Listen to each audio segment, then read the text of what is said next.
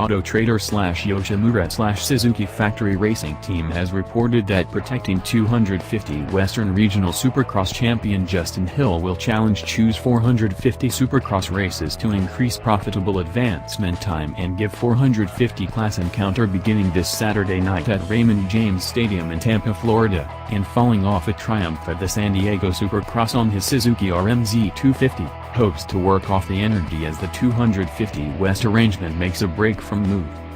"I'm ultra psyched to have this open door.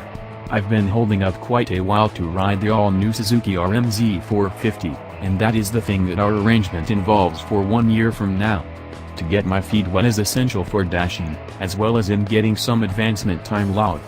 We've effectively made a considerable measure of awesome setting decisions on the bicycle and I'm taking in a great deal," expressed Hill. "It's extremely simple for me to ride the bicycle. The considerable part about these 450 races is that I have my own particular desires, however there isn't any weight. It ought to be entertaining."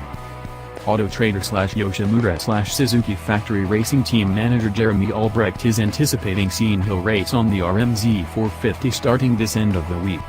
"We're eager to have Hill on the 450.